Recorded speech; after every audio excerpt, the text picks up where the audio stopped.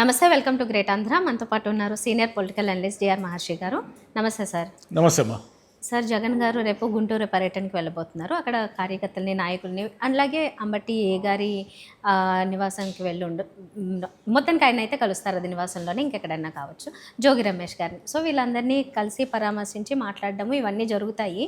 మరి ఇప్పటికీ ఆల్రెడీ దాడులు ఇవన్నీ జరుగుతున్నాయి కదా. జగన్ గారు వెళ్ళినప్పుడు మరి అక్కడ అడ్డుకునే పరిస్థితులు ఏమన్నా ఉంటాయా? ఆయన్ని రానివ్వకుండా ఏమన్నా అడ్డంకులు పోలీసుల ద్వారా సృష్టించమో, లేకపోతే అక్కడ కార్యకర్తలు అడ్డుపడ్డమో ఏమన్నా ఎక్స్పెక్ట్ చేయొచ్చా?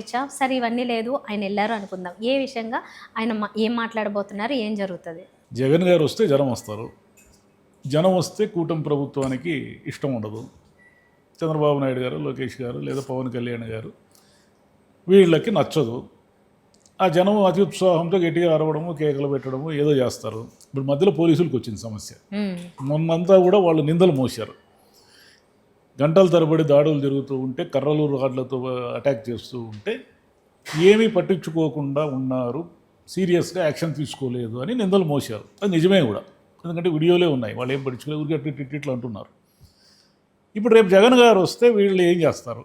అత్యుత్సాహంతో జనాన్ని కంట్రోల్ చేసేదాంతో ఏదో ఆంక్షలు విధిస్తారా, లేదంటే ఇంకేదైనా అంటే వాళ్ళని కంట్రోల్ చేయడానికి లాఠీ చార్జీ లాంటిది ఏమైనా చేస్తారా? ఏం చేసినా పోలీసులకు ఇబ్బంది. ఎందుకంటే జనాన్ని వదిలేస్తే అధినాయకుల కోపం, జనాన్ని కంట్రోల్ చేస్తే వైసీపీ కోపం. రేపు ఏం చేయాలి మరి? సరే, జగన్ గారు వస్తారు. వచ్చిన తర్వాత ఏం చేస్తారు? అంబటి రాంబాబు గారి కుటుంబ సభ్యుల్ని పరామర్శిస్తారు, నేనున్నానని ధైర్యం చెప్తారు. జోగి రమేష్ గారి కుటుంబ సభ్యుల్ని పరామర్శిస్తారు, నేనున్నానని ధైర్యం చెప్తారు. తర్వాత ఒక ప్రెస్ మీట్ ఉంటుంది. ప్రెస్ మీట్లో ఆయన ఏం చెప్తారో మనం ఊహించేది. రాష్ట్రంలో అరాచకం ఉంది, ఆ రాష్ట్రపతి పాలన పెట్టాలా, హింస, విపరీతమైన దాడులు జరుగుతున్నాయి, పోలీసులు కేవలం ప్రేక్షకుల్లాగా ఉన్నారు, వైసీపీ మీద ఇప్పటి వరకు ఎంతమంది మీద దాడి జరిగింది కదా. మిథున్ రెడ్డి గారి మీద అప్పుడు ఇంట్లో ఆయన్ని రెడ్డప్ప గారి ఇంటికి వస్తే అక్కడ పొంగనూరులో పెద్ద గొడవ చేసి రాళ్ల వర్షం అంతా కురిపించారు. మళ్ళీ నల్లపరెడ్డి ప్రసన్న కుమార్ రెడ్డిని అప్పుడు ఏదో ఇంట్లో ఆయన ఏదో నోరు జారాడని చేశారు. నిన్న అంబటి రాంబాబు గారిని చేశారు. జోగి రమేష్ గారి ఇంటి మీద ఏకంగా పెట్రోల్ బాంబే విసిరారు. ఇవన్నీ చేస్తున్నారు కాబట్టి అసలు రాష్ట్రంలో లా అండ్ ఆర్డర్ ఉందా లేదా? వైసీపీ ప్రతిపక్షంగా ఏం చేయాలి అంటే, ప్రతిపక్షంగా ఏం మాట్లాడినా కూడా దాడులు చేస్తారా? ఇవన్నీ కూడా ఆయన అడుగుతారు రేపు. సరే, ఇక్కడ ప్రాబ్లం ఏమిటంటే, ముందు ఆయన బూతులు మాట్లాడే వాళ్ళని కంట్రోల్ చేయాలి ఫస్ట్. సరే, అంబటి రాంబాబు గారు ఏ పరిస్థితుల్లో బూతులు మాట్లాడారు అనేది వేరే విషయం, కానీ బూత్ అనేది మాట్లాడనేకూడదు కదా. ఎవరినైనా, ఏ నాయకుడినైనా సరే వ్యక్తిగతంగా దూషించడము, బూతులు తిట్టడం అనేది కరెక్ట్ కాదు. అక్కడ తప్పైతే జరిగిపోయింది. సరే, రాంబాబు గారు ఏదో సారీ ఏదో చెప్పారో అవన్నీ అయిపోయినాయి. సరే, ఇప్పుడు ఇంక ముందు ఏం జరుగుతుంది? ముందు ఏం జరుగుతుందంటే, జగన్ గారు మళ్ళీ జనంలోకి రావాల్సిన పరిస్థితిని వీళ్ళే కల్పిస్తారు. వీళ్ళే ఎందుకు కల్పిస్తారంటే, ఇది ఇక్కడితో ఆగదు. ఏదో ఒక రకంగా ఎక్కడో చోట ఏదో ఒక గొడవ, ఏదో ఒక నాయకుల మీద దాడి చేయడము లేదా అరెస్ట్ చేయడము ఇలా నడుస్తూనే ఉంటుంది. ఎందుకంటే వీళ్ళ చేతుల్లో అవుట్ ఆఫ్ కంట్రోల్ అయిపోయింది. ఉన్నట్టుండి రాజకీయ వాతావరణం అంతా వేడికి అన్ని పార్టీల్లోనే అలాగే దేశమంతా కూడా ఆంధ్రప్రదేశ్ వైపు చూస్తూ ఉంది. ఎందుకు ఇట్లా వీళ్ళు కొట్టుకొని వస్తున్నారు, ఎందుకు ఇట్లా గొడవలు జరుగుతున్నాయి? మిగతా అన్ని రాష్ట్రాలు ప్రశాంతంగా ఉన్నాయి. మీరు గమనించండి ఒకసారి. మన పక్కనున్న తమిళనాడులో కానీ రేపు మాపు ఎలక్షన్లు వస్తాయి, అక్కడ ఏమీ లేదు. కర్ణాటకలో ప్రశాంతంగా ఉంది. అది ఏదో పొలిటికల్గా నేను ముఖ్యమంత్రి కావాలి అని ఏదో గొడవ నడుస్తూ ఉంది, కానీ కర్ణాటకలో వాళ్ళకి వచ్చిన నష్టం లేదు. కేరళలో ఎలక్షన్ ఉన్నప్పటికీ కూడా వాళ్ళు నార్మల్గా ఉన్నారు. ఇక్కడ ఎక్కడా కూడా గొడవలు లేవు. తెలంగాణలో ఏదో తిట్టుకుంటారు, కానీ అప్పుడప్పుడు రాడ్లు కర్రలు తీసుకుని కుట్టుకునే పరిస్థితి తెలంగాణలో కూడా లేదు. మరి ఎందుకు ఆంధ్రప్రదేశ్లోనే ఈ పరిస్థితి వచ్చేసింది?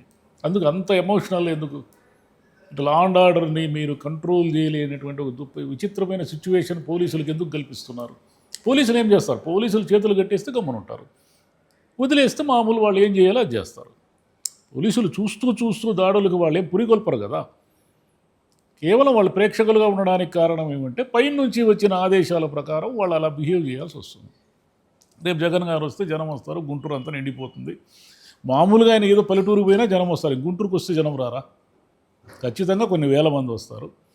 కొన్ని వేల మంది వచ్చినప్పుడు ఇదంతా పోలీసులకు అదొక పెద్ద సమస్యగా మారుతుంది. వెళ్తాడు, ఆయన పరామర్శిస్తాడు. పెట్రోల్ బాంబు కల్చరు ఇదంతా కూడా ఏదో ఇంకా ముందు కూడా వీళ్ళు రాష్ట్రపతి దృష్టికి తీసుకెళ్ళడమో, లేదంటే అమిత్ షా గారికి ఏదో ఒక ఇవ్వడము, లేదా ఢిల్లీకి ఒక బృందం పోయి ఏదో పార్లమెంటు బృందము వీళ్ళంతా పోయి మాట్లాడడము, రాష్ట్రంలో పరిస్థితులు బాగలేవు, వైసీపీ మీద దాడులు ఎక్కువైపోయినాయని చెప్పడము, లేదా సుప్రీంకోర్టుకు పోయి ఏదో ఒక పిటిషన్ వేయడము, ఇలా ఏదో చేస్తారు.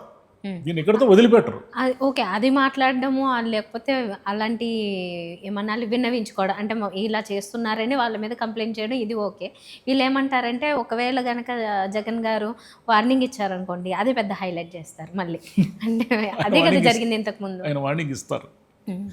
ఎందుకంటే కార్యకర్తలని ఉత్సాహపరచడం కావచ్చు, లేదా ఆయనకి వ్యక్తిగతంగా కొంత ఎమోషనల్ కాబట్టి ఆయన రేపు గ్యారెంటీగా మేము వస్తే ఎవరిని వదిలిపెట్టము, 2029లో వచ్చేది మేమే, వస్తే ఎవరిని వదిలిపెట్టము, ఇంతకింత చేసి చూపిస్తాము, అందరినీ ఎక్కడ దాక్కున్నా సరే వీళ్ళందరినీ పుట్టుకొస్తాము, నిమిత్త మాత్రులుగా ఉన్న పోలీసు అధికారులను కూడా వదిలిపెట్టము, ఇలాంటి వార్నింగ్లు అయితే గ్యారెంటీగా ఉంటాయి. ఇంత మునిపే ఇచ్చారు కదా, ఇంత జరిగిన తర్వాత ఇంకా వార్నింగ్ ఇవ్వకుండా ఉంటారని ఎలా అనుకుంటాం మనం? సరే, ఆ వార్నింగ్ ఇవ్వగానే ఇదంతా పక్కకి వెళ్ళిపోయి ఆ వార్నింగ్ హైలైట్ అయిపోయి ప్రతిపక్షంలో ఉన్నా కూడా ఇంకా రప్పాని నరకడానికి, లేదా మేము వస్తే మామూలుగా ఉండదని బెదిరిస్తున్నాడు జగన్, అధికారులను బెదిరిస్తున్నాడు, పోలీసులను బెదిరిస్తున్నాడు, అందరినీ కూడా బెదిరిస్తున్నాడు అని అది హైలైట్ చేసి దాని మీద కొంచెం రచ్చ నడుస్తూ ఉంటుంది. ఇదంతే. ఇది కొనసాగింపు, అంటే కొంతకాలం పాటు కొనసాగింపు. మీరు బాగా గమనిస్తే మొన్న కూడా మనం మాడుకున్నాం, లడ్డూని పక్కకు తీసుకెళ్ళడానికి ఏదో డైవర్షన్ నడుస్తుంది అని మనం ఎక్స్పెక్ట్ చేశాము, అదే జరిగింది. అంబటి రాంబాబు గారు ఏమిటంటే చాలా ఈజీగా ఎమోషనల్ అయిపోగలిగిన వ్యక్తి కాబట్టి ఆయన్ని రెచ్చగొట్టడం చాలా సులభం. వైసీపీలో కొంతమంది ఉన్నారు, వీళ్ళని టార్గెట్ చేస్తే వీళ్ళు రెచ్చిపోయి ఏదంటే మాడేస్తారు. వాళ్ళు అట్లా మాట్లాడడమే కావాలా, అయిపోయింది. టాపిక్ అంతా ఎటుపోయింది. టాపిక్ అంతా అటుపోయి ఇటుపోయి ఇప్పుడు అంబటి రాంబాబు గారు తిట్టిన తిట్లు, ఆయన ఇంటి మీద జరిగిన దాడి, యోగి రమేష్ గారి ఇంటి మీద జరిగిన దాడి, ఇవే హైలైట్ అయినాయి. అసలు విషయం పోయింది. మన డైవర్షన్ పాలిటిక్స్లో ఆంధ్రప్రదేశ్ ఆరితేరిపోయింది. ఇంకేమనంటే వైసీపీ వాళ్ళే డైవర్షన్ చేస్తున్నారని వీళ్ళు అంటారు. వీళ్ళేమంటారు, వీళ్ళు డైవర్షన్ చేస్తున్నారని వీళ్ళు అంటారు. వీళ్ళేమంటారు, కాపుల్ని ముందుకు తీసుకొచ్చి పక్కదారి పట్టిస్తున్నారు అంటున్నారు. ముద్రగడ పద్మనాభం గారు కూడా ఏదో ఇది రాశారు, కాపుల్ని మీరు ఏం చేయదలుచుకున్నారు, కాపులంతా ఈ రాష్ట్రం వదిలి వెళ్ళిపోదలుచుకున్నారా అంటే వాళ్ళని పంపించేయదలుచుకున్నారా అన్నట్టుగా ఏదో. ఇది కులానికి సంబంధించింది కాదని మళ్ళీ ఇదొక చర్చ నడుస్తాం. నిన్న ఆమె అంబటి రాంబాబు కూతురు కూడా ఏమనింది, ఇలా మా మీద దాడులు చేస్తున్నారు అని చెప్పింది. కాబట్టి ఎటుపోయి ఎటు వస్తుందో తెలియదు. ఇదంతా ఏమిటంటే పోలీసులు ఫ్లెక్సీలకు అనుమతి ఇవ్వడం వల్ల వచ్చిన ప్రమాదము, నష్టమే. అసలు ఆ సమస్యే లేకపోతే ఫ్లెక్సీలు తీసేసింది. ఎందుకు ఫ్లెక్సీలు? ఇప్పుడు నెయ్యి అనేది సిట్టు ఒక విషయం తేల్చి చెప్పింది, అయ్యా కొవ్వు లేదు ఏమి లేదు దీంట్లోనా అని మీరు వేసిన సిట్టే తేల్చి చెప్పింది. మీరు వేసిన సిట్టు తేల్చి చెప్పిన తర్వాత దాని మీదే మళ్ళీ మీరు ఇటొచ్చి నెయ్యిలో కొవ్వు కలిసింది అని మీ వాదనను సమర్థించడానికి నానా తిప్పలు పడుతున్నారు. మీరు ఆయన చంద్రబాబు నాయుడు గారు ఏమన్నారు, అయ్యా ఇది ఏదో ఎన్డీడీబీ అప్పుడు ఇచ్చిన రిపోర్ట్ ప్రకారం నేను మాట్లాడినాను, అయిపోయింది. అది మీరు వేసిన సిట్టు ముఖ్యమంత్రి మాటలను ఖండిస్తూ ఒక రిపోర్ట్ ఇచ్చింది. రిపోర్ట్ ఇచ్చిన తర్వాత మీరు దాన్ని ఆమోదించుంటే ఏం లేదు. ఎలాగైనా వైసీపీకి పులమాలి అని. కొవ్వు అనేది లేకపోతే కల్తీ జరిగిందనింది కదా, దాని మీద మాట్లాడవచ్చు కదా. ఏదో సింథటిక్ ఆయిల్ కల్తీ జరిగింది, ఏది కల్తీ జరిగినా తిరుమల లడ్డూలో అది భక్తుల మనోభావాలకు సంబంధించిన విషయమే కదా. లేదు కొవ్వే కలిసిందనే దాని మీద స్టిక్ అని. అసలు ఆ మొత్తం వ్యవహారంలోనే తికమక ఉంది. నెయ్యి అనేది ఏమిటి?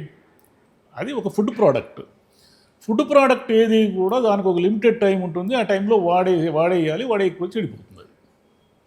అప్పుడు నెయ్యిలో కల్తీ జరిగిందా లేదా, లడ్డూలు తయారు చేశారు, ఇవన్నీ కూడా గతం కదా. అది మీరు ఇప్పుడున్న ట్యాంకర్లని పరీక్షలకు పంపించి దీంట్లో కల్తీ కలిసిందని చెప్తున్నారు. ఏదో బోలేబాబా వాడు చేశాడు వీడు చేశాడు. నా బోలేబాబాని తెచ్చిందే మీరు, హర్ష్ అనే కంపెనీ పేరుతో మీరే కదా తెచ్చింది దాన్ని బోలేబాబాని. లేదు వీళ్ళు నిబంధనలు సడలించారు. నిబంధనలు అయ్యా మేము ఎందుకు సడలించామంటే అన్ని డైరీలకు అవకాశం రావాలని సడలించామని వీళ్ళు అంటారు. ఎప్పుడో కల్తీ జరిగింది అనే దాని పాయింట్ మీద ఇప్పుడు ట్యాంకర్లను మీరు పరీక్షలకు పంపి ఆ ట్యాంకర్ల మీద వచ్చిన రిపోర్ట్ ఆధారంగా కోట్లాది మంది భక్తులు తినే దాంట్లో కొవ్వు కలిసింది అని సిట్ రిపోర్టుకు విరుద్ధంగా మీ సిట్టే, వైసీపీ వాళ్ళు వేసిన సిట్టు కాదు, అది మీ సిట్టే. మీ సిట్టుకు విరుద్ధంగా మీరే మాట్లాడి దాన్ని అంత రాజకీయం చేసి కలగాపులగం చేసి వైసీపీని ఎలాగైనా నేరస్తులుగా నిలబెట్టాలని ఈ ప్రయత్నంలో ఇంత జరిగింది. ఇటు పోయి ఇది లా అండ్ ఆర్డర్ ప్రాబ్లం పోయి కూర్చుంది. నీ సమస్య, టీటీడీ సమస్య, లడ్డు సమస్యగా పోయి అక్కడి నుంచి పక్కకు వచ్చి ఇది వ్యక్తుల మీద దాడులు, పెట్రోల్ బాంబులు, లా అండ్ ఆర్డర్ వరకు వచ్చింది. ఇది చంద్రబాబు గారు ఈ ప్రమాదాన్ని గుర్తించి లేదు మేము అరెస్ట్ చేస్తామని ఏదో పెట్రోల్ బాంబు చేసిన వాళ్ళని కూడా ఏదో అరెస్ట్ చేసి బెయిల్ ఇవ్వడమో ఏదో జరిగింది. కానీ 24 hours అయిపోయిన తర్వాత కదా మీరు చర్య తీసుకుంటామనేది. ఆ రోజే మీరు మీ దృష్టికి రాకుండా ఉండదు కదా. ఇలా నా తెలుగుదేశం వైసీపీ నాయకులు ఇళ్ల మీద దాడి జరుగుతూ ఉందన్నప్పుడు అక్కడే ఆపి ఉండాలి. మీరు చట్టపరంగా ఆయన మాట్లాడిన దానికి ఏమైనా చర్యలు తీసుకోండి, దాన్ని ఎవ్వరూ ఆక్షేపించరు. నోరు జారిన వాళ్ళు ఎవరైనా ఏ పార్టీలో ఉన్నా మీరు చర్య తీసుకొని వాళ్ళని శిక్షార్హులుగా చేయండి. దాన్ని ఎవరు సొసైటీ యాక్సెప్ట్ చేస్తుంది, మీరు ఏం చేసినా యాక్సెప్ట్ చేస్తుంది. కానీ ఇదేంది ఇది దాడులు గోలలు, మీరు దాడులు చేసిన తర్వాత మళ్ళీ వాళ్ళు ఏదో 29లో వస్తే మేము వదిలిపెట్టామని ఏదో చెప్తున్నారు కదా. అప్పుడే మేము పోలీసులు మా వాళ్ళే ఉంటారు, మేము ఎక్కడ మీ నిద్రలో కళ్ళే కూడా వస్తాం, మేమే వస్తామని ఆయన మాట్లాడుతున్నాడు. అంటే ఈ రేపు 29లో వైసీపీ వస్తే మామూలుగా ఉండదు, ఇంకా ఘోరంగా ఉంటుందని వీళ్ళు చెప్తున్నారు.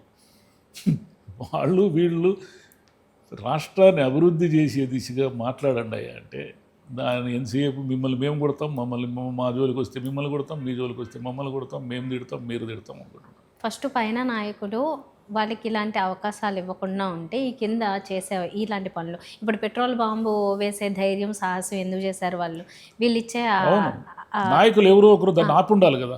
పెట్రోల్ బాంబు ఎలా తెచ్చారు అక్కడికి? తెచ్చిన వాడిని అప్పుడే కదా పోలీసులకు పట్టియాలి. ఆ ఎంకరేజ్మెంట్ వల్లే చేస్తున్నారు ఆ పనులు.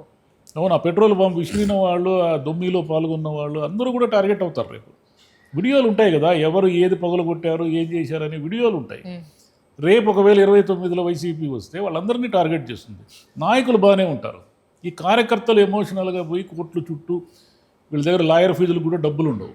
వీళ్ళు కోర్టులు, లాయర్లు, బెయిల్లు, రిమాండ్లు అని వీళ్ళు తిరిగి వీళ్ళు చేస్తారు. రేపు అన్యాయంగా వీళ్ళు బలైపోతారు. అభిమానానికి దొరికే నాయకులు ఏం బాగానే ఉంటారు. నాయకులు డబ్బు ఉంటుంది, వాళ్ళు కావాలంటే కొంతకాలం అవుట్ ఆఫ్ ద స్టేట్ వెళ్ళిపోతారు. వాళ్ళదేం పోయింది? మీరు కదా అమాయకంగా పోయి దూరి ఈ ఎమోషన్తో ధ్వంసం చేసిన వాళ్ళు మీరు కదా రేపు నష్టపోయేది. సరే, ఇవన్నీ చెప్తే అర్థమయ్యేవి కాదనుకోండి. ఇవన్నీ ఆ ఎమోషన్ అనేదే ఒక అర్థం లేని పదం. అది ఆవేశం అంటే ఏంటి? మైండ్ పని చేయకుండా వచ్చేదాన్ని ఆవేశం అంటారు.